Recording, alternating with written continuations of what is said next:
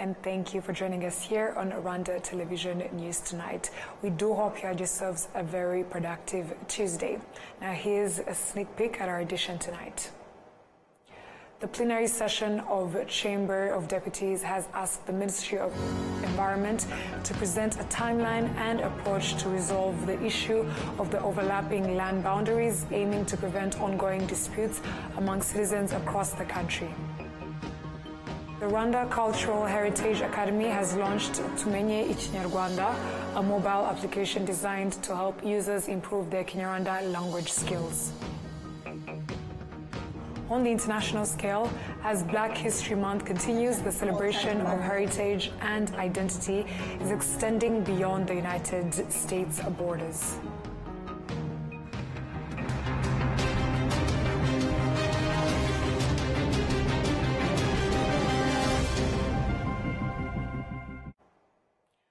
Once again, we're glad to have your company tonight, coming to you straight from the heart of Africa, Kigali. And I, bringing you the English news edition tonight, is Martina Abera. Let us start off by informing you that a communique coming from the Ministry of Foreign Affairs and International Cooperation has been released, and this is on Rwanda suspending development cooperation with Belgium that was released on the 18th of February 2025 in Kigali. As the international community is being called upon to support the mediation process mandated by the African Union and the joint EAC-SADC summit to resolve the crisis in Eastern DRC, Belgium has led an aggressive campaign together with DRC aiming to sabotage Rwanda's access to development finance, including the multilateral institutions. Belgium has made a political decision to choose a side in this conflict, which is its right, but politicizing development is plainly wrong. No country in the region should have its development finance jeopardized as a tool of leverage. Punitive, one-sided measures can only be construed as unwarranted external interference, but undermines the African-led mediation process and thereby risks delaying the peaceful resolution of the conflict. Indeed, such measures have repeatedly failed to provide a solution in the past, only adding to the problems and deferring them to the future. These efforts demonstrate that there is no longer a sound basis for development cooperation with Belgium. Accordingly, Rwanda is suspending the remainder of the 2024-2029 bilateral aid program with Belgium. Rwanda will not be bullied or blackmailed into compromising national security. Our only aim is a secure border and an irreversible end to the politics of violent ethnic extremism in our region.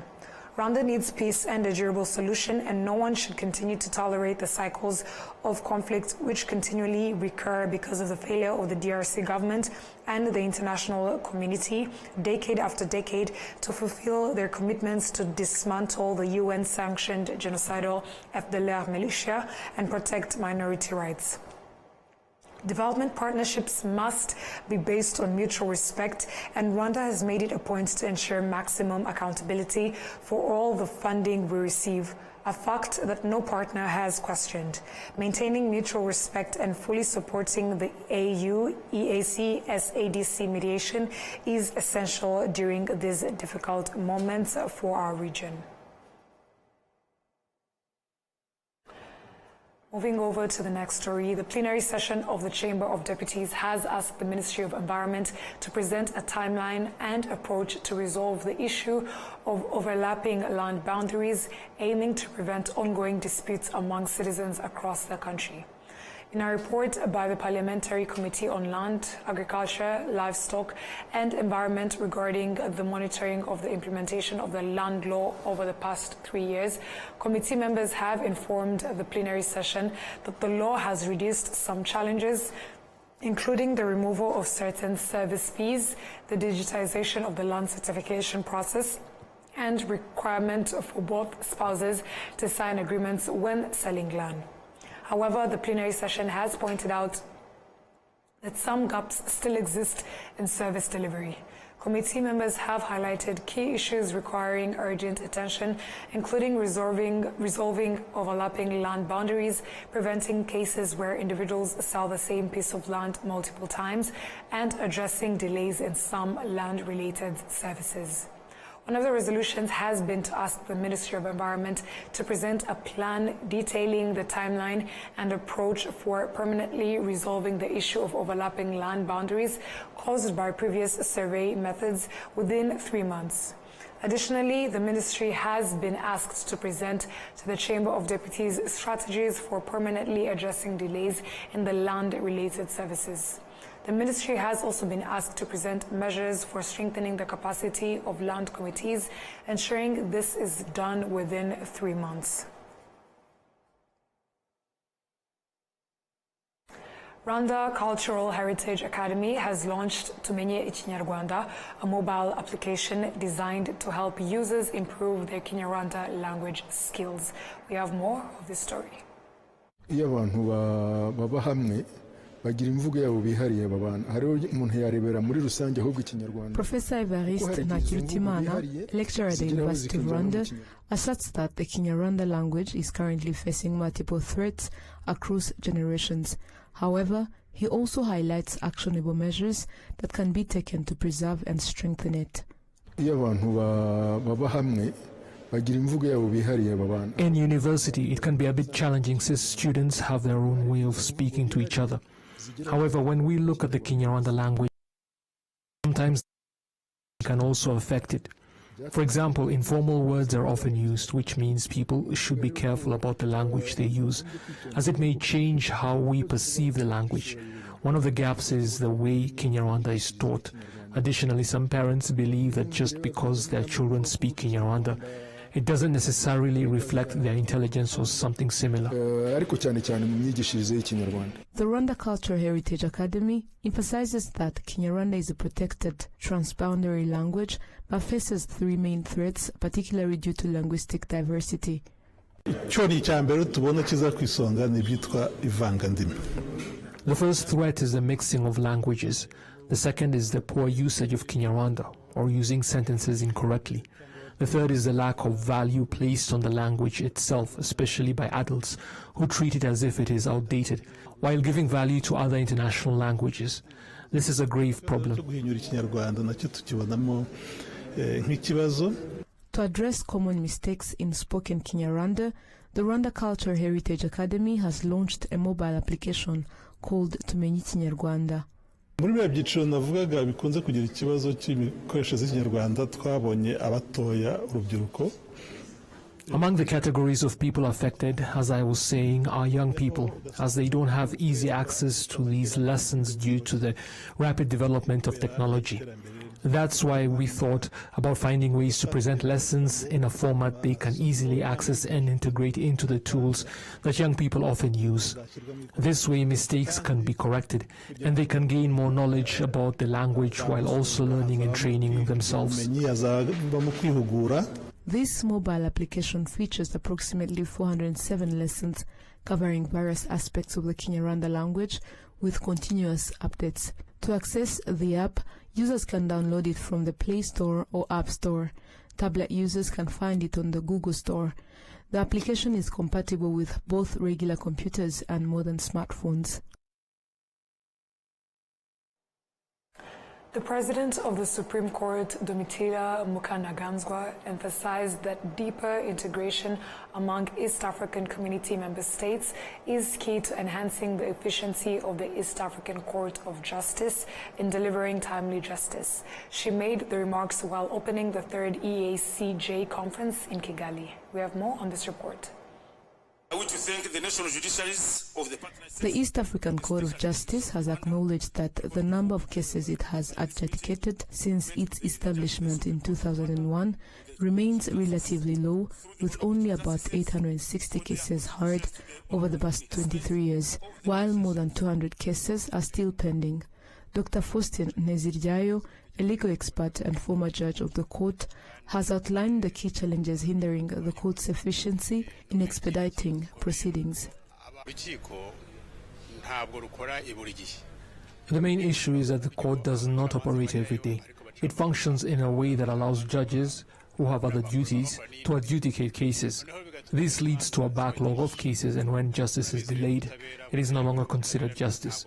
Another concern is the budget, which relies on contributions from countries. With many pending contributions, the court faces financial difficulties, further exacerbating the situation. The court convenes only 4 times a year. The president, Nestor Kayobera, provides insights into its overall functioning and responsibilities. This court is the court of the people, because the people under the treaty and Article 8 of the treaty, the community is the people-centered. So whatever we do, the people is at the center of the community. I was saying that access this court is free of charge, does not require any fee. That's one. Secondly, access this court does not require exhausting of local remedies. And the third, I was saying that this court, you must access this court within only 2 months. 2 months. You don't wait for 2 years or 10 years and come to the court. It means that the time required to access this court is only 60 days. The President of the Supreme Court, Domitille Mukantaganzwa, emphasizes the importance of cooperation among East African Community member states to enable the court to deliver timely justice to people in need. We are the guardians of the rule of law, and it is our duty to ensure that justice is delivered in a fair, impartial, and efficient manner. As judges, we are not only interpreters of the law, but also guardians of its integrity. We face several challenges, including first, ensuring consistency and predictability in the application of laws and regulations across our different jurisdictions. Second, promoting cooperation and collaboration among national judicial institutions and regional courts. And third, addressing issues of corruption, impunity, and the lack of accountability. However, these challenges also present opportunities for innovation, collaboration, and growth. By working together, we can first develop common standards and best practices for national judicial institutions to align with the regional courts. Second, we can enhance cooperation and information sharing for law and decision enforcement. And third, we can promote transparency, accountability, and integrity in the administration of justice.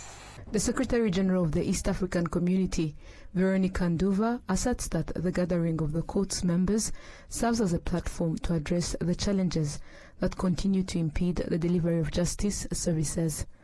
It's the issue of funding, and you've heard from the Judge President and our keynote speaker that indeed the challenge in funding brings about backlog in cases, and you had my statement that justice delayed is justice denied. So how do we fund? We encourage, we continue. My role as resource mobilization on behalf of the communities to encourage the partners, and really happy that today we have the Council of Ministers very well represented here. If we contribute, if we give the proper budget to the court, then the court will be able to execute its duties and will not be able to have a lot of backlog, and our people within East Africa will be able to receive justice that they are wanting. So I think to me that is in a nutshell what I would say a big challenge. We would like the court to be resourced better. We would like other judges to reside in Arusha. We would like to increase the sessions. We would like them to be better funded. We would like more awareness. I think that's our challenge, that let our people, the 300 million plus citizens of East Africa, know there is a court they can go to, know what the court does, and let the work of the court be felt. So right here we know that there is a circuit, the court will be sitting. I hope as many people, and that with the cooperation with the media and Fourth Estate at writ large, that we'll be able to have, for instance, all Rwandans know that the court is sitting here and the court is carrying out its work here as part of its rotational work. We say we are partner states, not member states. What that means is that we are equals. So I think we all have obligations, not only to the court, but to the IALA, to the Secretariat, to our institutions. Rwanda hosts ESTECO, that's one of the bodies of EAC. It is contributing. It is passing sound policy decisions. It is making sure that there is budget allocation. It is in providing oversight. It is in creating the political and policy leadership that will take us to the next level. From February 24th to March 7th this year, the East African Community Court of Justice is expected to hear several of the 19 pending cases filed with the court in Rwanda. The Senate Committee on Social Welfare and Human Rights in Rwanda has begun assessing progress in promoting vocational and technical schools across the country. Committee Chairperson Senator Adri Umuhire said they will spend 3 weeks in 13 districts evaluating gender equality in these schools, the quality of education, work ethics, and existing challenges that could hinder the government's 5-year plan. After discussions with the Ministry of Education and its affiliated institutions, senators acknowledged progress in vocational education, but expressed concerns about gender equality, school dropout rates, inadequate infrastructure, and some schools not addressing local community needs. The Minister of Education, Joseph Nsengimana, said the government plans to train 1,200,000 out-of-school youth to improve their employment prospects. He also highlighted measures to address the issue of 140,000 students who have dropped out. The ministry stated that within the next 2 years, all schools will have water and electricity, which will support other initiatives such as expanding internet access. Currently, the availability of water and electricity in Rwandan schools is estimated to be between 82% and 84%. On Tuesday, the RDF Chief of Defense Staff General M.K. Mubarak received delegation from the Nigerian Army Resource Center, who are in Rwanda for a 5-day official visit. Adam Squizera with more. A 30-member delegation from the Nigerian Army Resource Center, led by retired Major General Galba Ayodej Wahab, the Director General, visited the Rwanda Defense Force headquarters today. The delegation was received by the RDF Chief of Defense Staff, General Mubarak Muganga. In his welcome remarks, General Mubarak Muganga highlighted the strong relations between the RDF and the Nigerian Armed Forces, particularly in the personnel capacity building. The delegation was briefed on the RDF's transformation journey and regional security dynamics by Colonel David Mutayomba, the Chief of Military Training and Education, J7. Retired Major General Galba Ayodej Wahab, the head of the delegation, stated that their visit aimed to exchange knowledge and best practices, as the Nigerian Army has also played a key role in national transformation. He noted that NARC runs various programs, including a strategic management course for high-ranking officers to address defense and security challenges. As part of their 5-day official visit to Rwanda, the delegation yesterday paid a tribute to the victims of the 1994 genocide against Tutsi at the Kigali Genocide Memorial, and later visited the Campaign Against Genocide Museum. Their itinerary also includes visits to Rwanda Military Referral and Teaching Hospital and other various government institutions. Adam Squizera, RTV News. Thank you, Adams, for that report. Researchers call for collaborative efforts to decarbonization to curb climate change effects to the world's population. These were reiterated as Rwanda co-hosts the 3rd U.S.-Africa Frontiers of Science, Engineering and Medicine Symposium. We have more coming from us.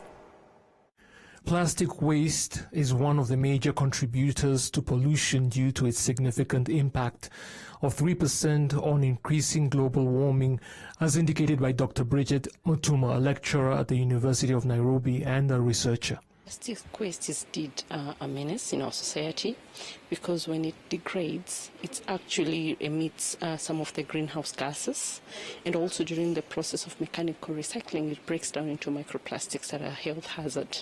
So looking at the contribution of plastic waste, for example, globally, it contributes to 3% of the global greenhouse gas emissions. Therefore, it causes carbonization.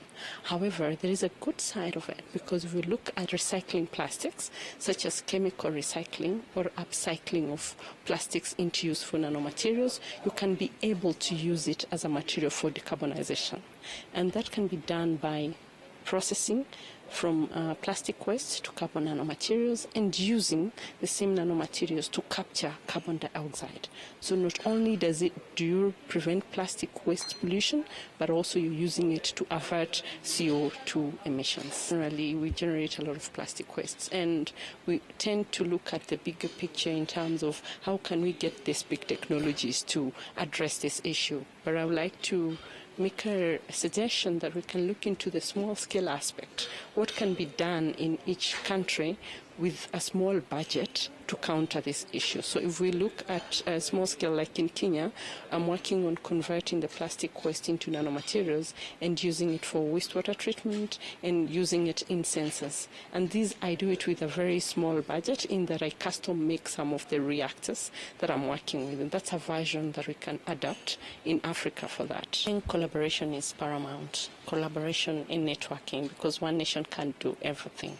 So there needs to be massive collaborations, especially when we talk about carbon capture storage. We need collaboration between countries for these technologies to be implemented, especially in Africa. So no nation can do it alone, especially with the resources needed. But also if we adopt renewable energy, as well as adapting AI in terms of guiding us on how we can be able to elevate reduce carbon footprints and elevate environmental remediation. Dalal Najib of the National Academy of Sciences emphasizes on the importance of such symposiums on the quality of research globally. It aims at presenting quality research, so there is an excellence angle there, but also an interdisciplinary angle, where we bring 5 sessions on 5 different disciplines and challenge the participants to reach out across the various silos and have a cross-pollination of ideas between the multiple disciplines. Patrick Gatabazi of Rwanda's Ministry of Education elaborates on the significance of this symposium on Rwandan researchers. The purpose is to empower our young scientists to partner with global researchers for capacity building, but also to work together on addressing global challenges. Today we are talking about precision agriculture. How can we make the best agriculture based on technology? We are talking about smart cities. How do we plan our smart cities based on artificial intelligence? How do we work together in biotechnology? We saw recently in Rwanda doing a groundbreaking in investment in biotech. During the next 2 days, the 3rd U.S.-Africa Frontiers of Science, Engineering and Medicine Symposium will explore cutting-edge advancements in decarbonization, biotechnology and precision agriculture, fostering interdisciplinary dialogue to drive transformative solutions with global impact. It also aims to strengthen scientific exchange and research collaboration within Africa and beyond. Thank you, Serge Nore, for that report. Partners involved in projects aimed at promoting inclusive education have emphasized the need for increased awareness campaigns and support for families struggling with children who drop out of school or do not attend, particularly those with disabilities. During a one-day consultative meeting in Kigali, these partners, including education experts, representatives from the Ministry of Education, and donors, discussed 2 projects supporting the government's inclusive education agenda. These include Chance for Children, which focuses on opportunities for children with disabilities, and the Young Women Christian Association Rwanda, which addresses issues affecting girls and women in schools.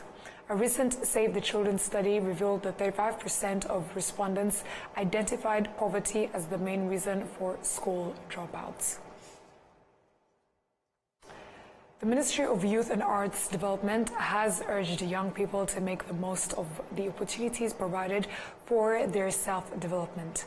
This was highlighted during the award ceremony for youth projects that outshone others in the well-known competition called Youth Connect.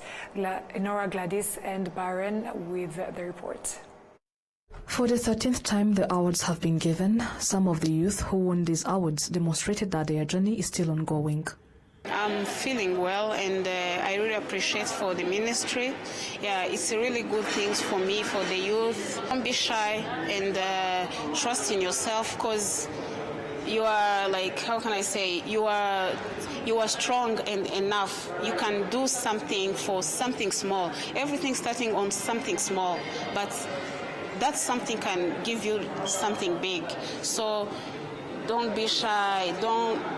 You have to trust yourself and say that I know I can do this. You start. I'm very happy because of this Art Connect award, because to get 10 million is not easy, but this is very good for the industry of comedy and for art in general. We thank Mini Youth, the Ministry of Youth and Arts, for this opportunity. If they keep supporting us, we are going to make it happen. New award categories were introduced, including AgriConnect category of agriculture and the Art Connect category of arts. The Ministry of Technology and Innovation, Ingabire Paula, reminded young people to take advantage of the opportunities available to them in this journey. A powerful reminder that opportunities are all around us, but they do require that as young people we have the vision, the courage, and the action to take up those opportunities. A window can be looked through, can be admired, or you can also choose to open the window and step into new possibilities. And for the next generation and the young people that we're with here today, this is the moment to seize those opportunities.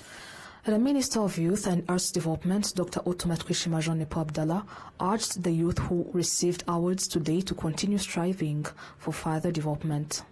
This year, we have initiated the AgriConnect because we have found out that agriculture, most of the young people are getting jobs in agriculture in all steps of production, from production, food processing, trade.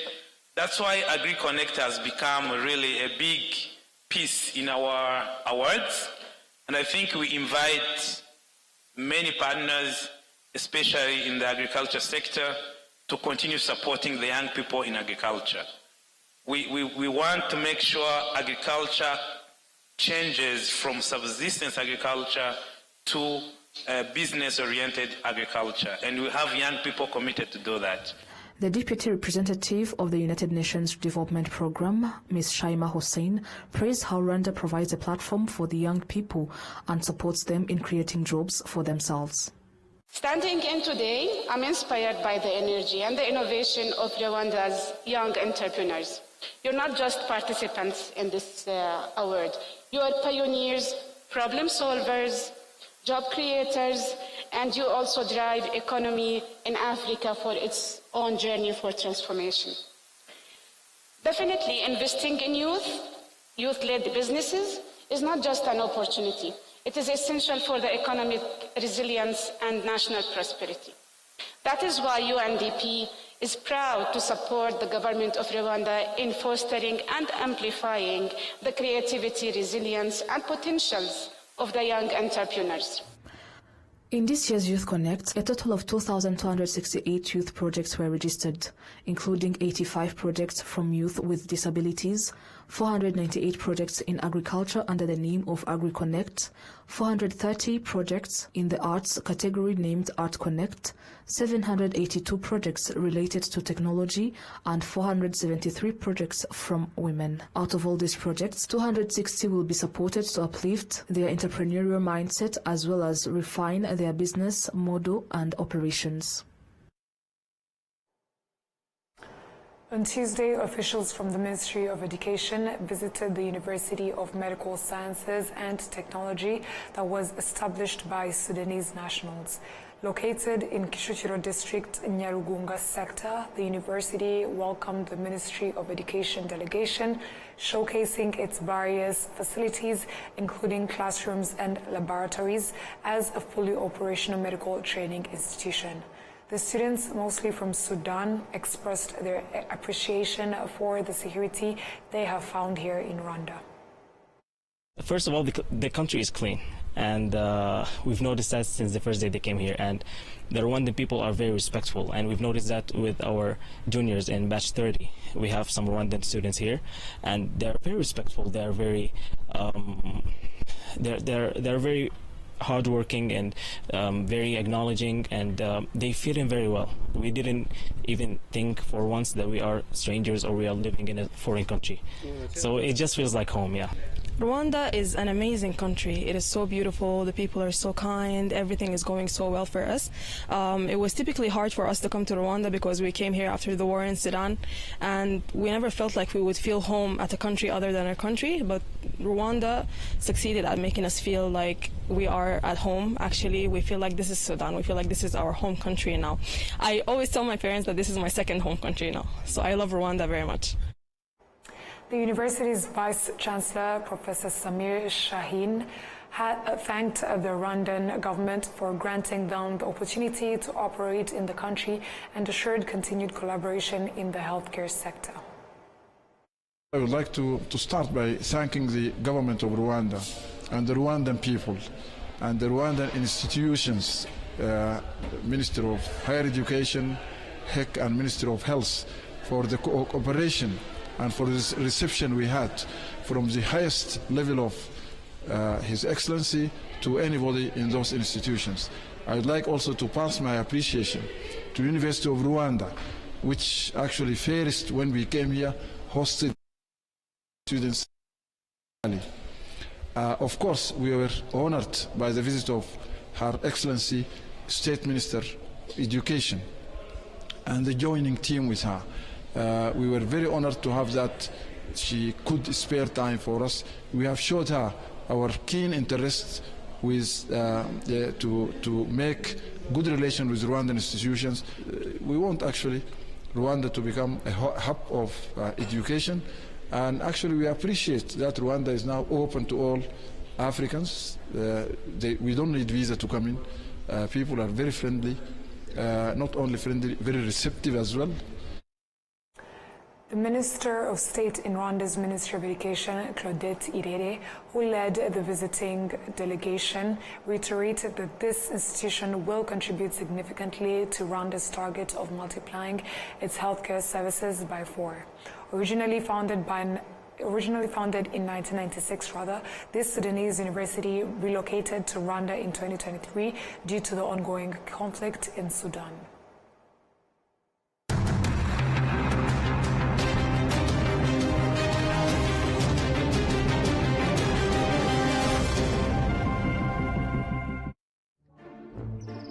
Halo, waramutse sheri wanjye.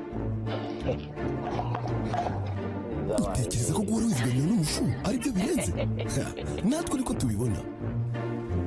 Ubona nta cyakurutira kugaragaza impano yawe. Niko bimeze. So guys, uyu munsi tugiye kuganira ku gaseke. Agaseke njye gafite byinshi. Kamari, ese wowe kakumari iki?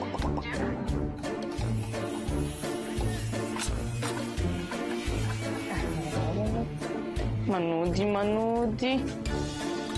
Halo Manudi, niba iki uri kunkura mu kazi?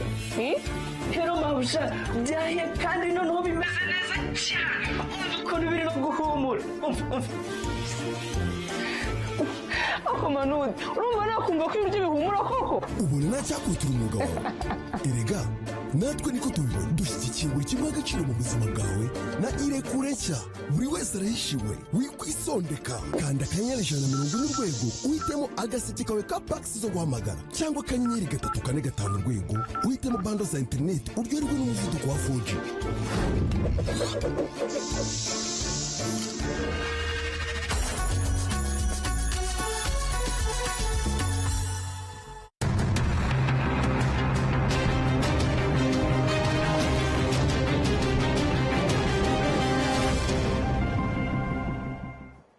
Thank you for sticking with us on RTV News, and welcome back to other stories making headlines on the international scene. As Black History Month continues, the celebration of heritage and identity is extending beyond the United States borders. In recent years, more African Americans have been making the journey back to Africa, some as visitors reconnecting with their roots, others seeking a new home and new opportunities. What's behind this growing trend? What challenges do they face and what opportunities does it bring? VOA spoke to a senior international affairs and political analyst for a look into how African Americans are rediscovering their African roots. You know what? The month of February is such an important month for African Americans, Africans on the diaspora, and the Africans on the continent. Now, as you ask, why allocate a whole month to celebrate Black history, right? Well, it's very important to the people of African descent because it creates a platform to have such a discussion, the discussion we're having right now, and talk about the injustices that people of African descent have faced throughout the years, including the legacy of slavery and colonialism. And this can lead to, greater understanding and empathy between communities here on the continent and also on the diaspora and basically across the whole globe. You know what? The month we are seeing all kinds of events being played out here in the United States and around the world, right? And they're highlighting African history, African culture, the Africans' rich heritage, and this kind of also help Africans, people of African descent, to reconnect with their African heritage and also, take pride with their identity. And there is an influx of African Americans moving to Africa, whether they're visiting or even settling, relocating there. What do you see as the impact of this movement of people? Oh, you know what? They have a great impact on the continent. According to the United Nations, more than 200 million people identifying themselves as of African descent live just in the Americas. And many more millions of people live in places outside Africa. So you can imagine, if these people are moving to the continent, they're taking with them a vast variety of knowledge, expertise, labor skills, capital, investment, and they're actually establishing businesses on the continent, which is basically stimulating and growing the economy on the continent, right? Mm-hmm. And also they help with the development of the continent. So they are investing, they are sharing their knowledge, they are building, they're building the businesses. But one thing, Leonard, is also they play a key role in the political landscape on the continent because they've been exposed to different political systems, right, around the world. So they are able to advocate for good governance and actually hold African leaders accountable and responsible for their actions and initiatives. And relocating can be very complex no matter where it is. What do you see as some of the challenges that they are facing, and maybe how can people locally can help in this process? You know what? They face a variety of challenges. One is the integration, right? Imagine you've lived outside and abroad for many years and you are relocating to Africa. They have their way of living, their culture, their tradition. And so most of African Americans and diaspora Africans sometimes struggle integrating with the communities, especially with communities that they do not know much about it. They also find themselves difficulties with navigating the bureaucracy systems in Africa and the governance. There's corruption also in Africa. So they find them that those kind of things hinder the ability to establish businesses that I did mention before, or even be able to contribute to the society as much as they would have loved to do that. And also when it comes to development, there's different traditions. So they struggle with adjusting with the local Africans and coming together or collaborating to set up these businesses and boost the economy. And that VOA story on Black History Month marks the end of our bulletin. Before we wind up, let's have a recap of our stories. The plenary session of the Chamber of Deputies has asked the Ministry of Environment to present a timeline and approach to resolve the issue of overlapping land boundaries, aiming to prevent ongoing disputes among citizens across the country. The Rwanda Cultural Heritage Academy has launched Tumenye Ikinyarwanda, a mobile application designed to help users improve their Kinyarwanda language skills. On the international scale, as Black History Month continues, the celebration of heritage and identity is extending beyond the United States borders.